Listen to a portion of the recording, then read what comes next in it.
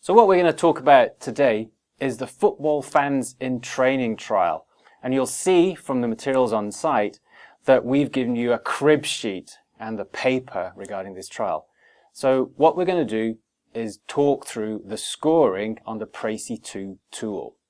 Now, just to give you a brief introduction to the trial itself, it was a weight management lifestyle change program. It was aimed at men between the ages of 35 and 65. And the real beauty of it, the intention of it, was that it would run in the community in football clubs. And what we were trying to do is get these men who were overweight, not very active, to lose some weight and become more active. And we were very keen on designing this trial so that it would be highly pragmatic. So in the title of the paper, you will see that we've called it a pragmatic trial. Now what this discussion is going to talk about is, did we succeed in designing a pragmatic trial? And we're going to use the Precy 2 tool to do that. What you will notice when we have this discussion, and what is one of the key things to take away, is that using this tool is not an absolute truth activity. You'll see there are grey areas. There needs to be discussion. It's judgment. Right. So what I'm going to do now is introduce my colleague, which is Graeme MacLennan, who's the director of the trials unit here in Aberdeen. And what I'll do is you'll have in your packs online, you'll have seen the Precy 2 wheel for this trial. And we're going to work through each of the domains. And we'll start with eligibility at the top and work round. And I'll say what I think the score is, and then we'll talk to Graeme, who was not involved in the trial, and we'll have a discussion. So we'll start with eligibility. Now, we wanted to recruit men who were between the ages of 35 to 65 who had a BMI, a body mass index, of equal to or greater than 28. And these are exactly the sort of men that we're aiming this intervention at if it was to be rolled out. These are the target group. We had a few other inclusion criteria, but these are the same as we would use if the program was to be rolled out. So we tried hard not to introduce new criteria. So when I looked at this, I thought, great, we've got a score of 5 on eligibility. We've got this to be a highly pragmatic trial on that particular criterion. Okay, so what's interesting then is what Graeme thought. Shaun, I scored this a 5 as well. I thought this was a no-brainer, that the type of men that were recruited to the trial were exactly the type of men that would be recruited into this as a community program for weight loss. So I think you would get very little disagreement on this one. So we kicked off with an easy one. Okay, so that's good. We're in agreement. So in this case, okay, we're on the same page. Let's see how we go. So the next domain, if you look at the diagram, you'll see the next one is recruitment. How do people, in this case, how do men, get into the trial? Now, we in the trial use a whole raft of techniques. We used a lot of contact at the clubs. We had people handing out flyers at matches. We used newsletters. We used the website. We also had people handing out leaflets in barbershops, through the community, in councils, in jobs. We did lots and lots of things. So when I scored this, I thought, well, okay, some of those things we could do in a rollout, in routine practice, if you like. But actually, some of them, there was a BBC documentary, we're not going to use all of these things clearly, routinely. So I scored that as a 4, a little bit down from the most highly pragmatic approach, but still, generally speaking, pragmatic. You give people points to score from, and they always think about half points. It's like, if it was possible, I would have given this 3.5 out of 5. But I did score it 4 because I felt that if this was rolled out, you would be recruiting people through potentially TV adverts and radio. There definitely would be intense involvement from the clubs because they would be stakeholders in the interventions. So I scored it a 4 because I felt it was slightly more towards the pragmatic end, but to me it was between that, being almost explanatory. There was more chucked at the recruitment, I think, to the trial than would be chucked at the programme if it was rolled out to the population. Yeah, difficult one to score. And in your opinion, do you think there's a substantial difference between a score of 3.5 and 4? I do. I think there's a definite grey area between the neither pragmatic nor explanatory and this moving towards the more explanatory, towards the more pragmatic end of the scale. This was a difficult one for me. I'd sort of scored 3 out and put 4 in. I scored at 4 because I felt it was more in keeping with the pragmatic nature of the trial, and that these would be used for this type of intervention. If you'd been recruiting to some other type of intervention using TV and radio, I might have scored this more towards the explanatory end. Yeah. Okay, so that makes sense. So we've got a little bit of disagreement there. And again, that's a judgment as to how suitable or otherwise, or how easily we think it might be to use, in particular, these radio and TV advertisements. And in this particular context with football, we might imagine that to be possible. In other contexts, we would almost certainly say there's no way that's going to happen. Yeah. So we've scored it, both of us, 3.5, 4-ish. So we're roughly similar, but we're not clearly, it's not as clear as it was for eligibility. Okay, let's keep moving. Setting. This is where are we doing the trial? And the key thing here is, if we were to roll this out, where would it be done? It would be done in football clubs. Where are we doing the trial? We're doing it in football clubs. So when I scored this as a 5. I thought this was bang on the money for pragmatic. Yeah, me too. This was another no-brainer. It took me about 10 seconds of reading the paper to realise that this was exactly the setting that the programme would be used in practice. Yeah, so if it was rolled out, it would be in football clubs.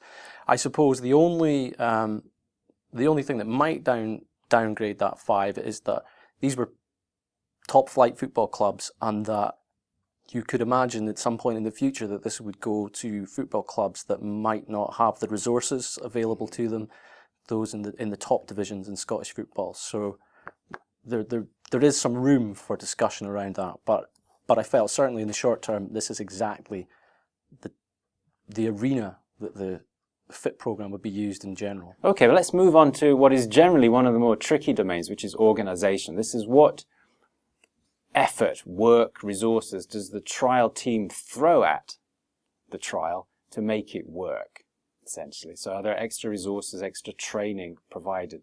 Now, in this trial for FIT, there were, in the clubs already, coaches who do training for community purposes. So we didn't have to create a new workforce.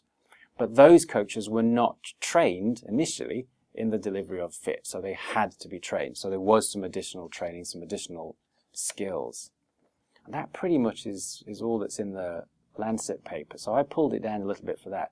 But there's actually an interesting point which we can discuss. And we actually, in the trial, provided a little bit more support than we've described. And that's not a great thing for our reporting. So we did provide almost like a helpline. So when I scored this, I've actually scored this as a 3, which is perhaps not what you'd score if you're doing it just by looking at the paper itself. So I wonder what you scored. Yeah, so I couldn't score this. I've left it blank because I felt that given the information that was in the paper, I couldn't compare what was usually done or what was different in the trial to how the clubs organise their engagement with the public in general. Now, I probably could have if I'd went to dig out the protocol from the link, but as the object of our exercise here was to evaluate it from the report, I've left it blank to highlight that sometimes you need some external information from the report to make sense of this, so that when you're using Précis2 for other people's trials, it can be quite difficult.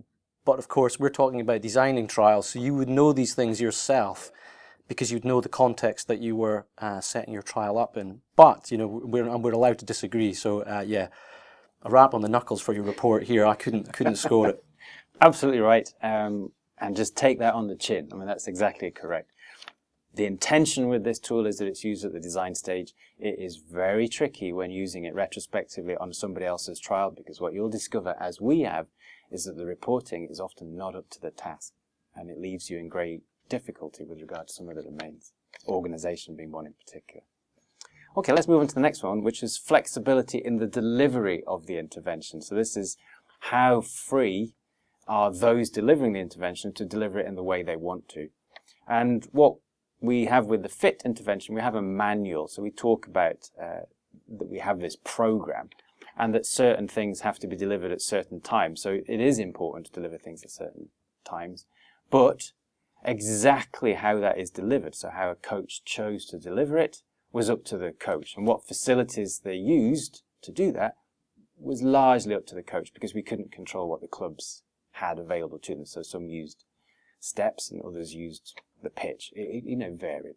So for this, I scored this as a 4. There was some attempt to constrain things, but not too much. So I scored it as a 4. So interestingly, I scored this as a 5 because from the report, I felt that the clubs were able to deliver this as they wanted.